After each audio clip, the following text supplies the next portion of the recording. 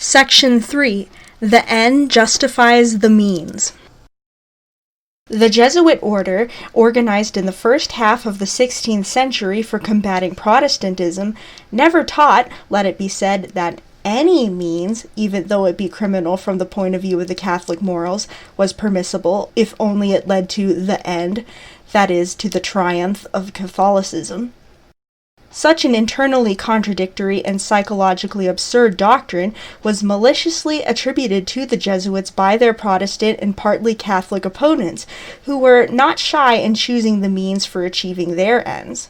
Jesuit theologians who, like the theologians of other schools, were occupied with the question of personal responsibility, actually taught that the means in itself can be a matter of indifference, but that the moral justification or judgment of the given means flows from the end. Thus, shooting in and of itself is a matter of indifference.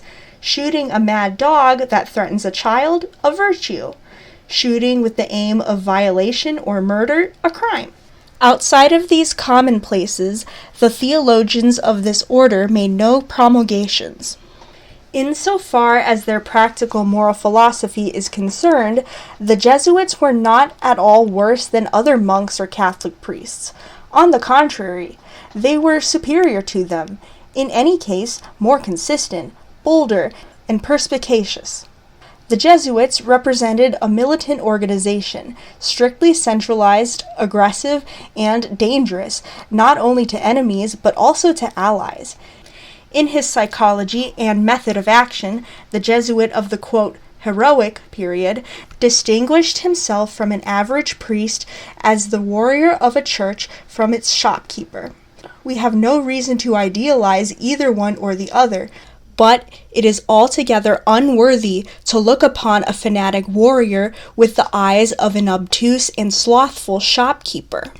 If we are to remain in the field of purely formal or psychological similitudes, then it can, if you like, be said that the Bolsheviks appear in relation to the Democrats and Social Democrats of all hues, as did the Jesuits in relation to the peaceful ecclesiastical hierarchy. Compared to revolutionary Marxists, the Social Democrats and centrists appear like morons, or a quack beside a physician.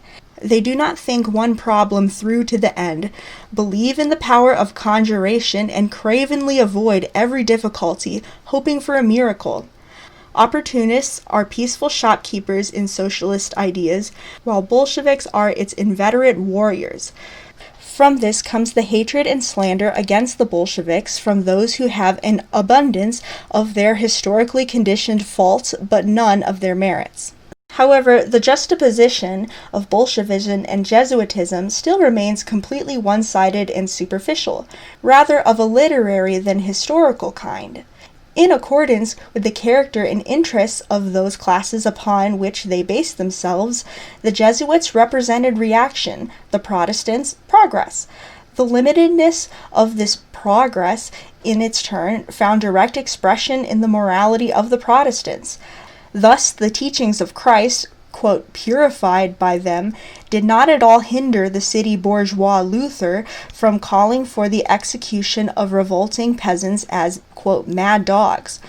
Dr. Martin evidently considered that the ends justified the means even before that maxim was attributed to the Jesuits.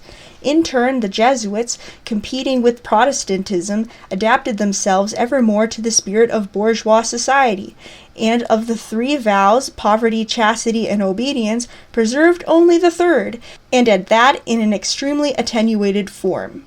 From the point of view of the Christian ideal, the morality of the Jesuits degenerated the more they ceased to be Jesuits. The warriors of the Church became its bureaucrats, and, like all bureaucrats, passable swindlers.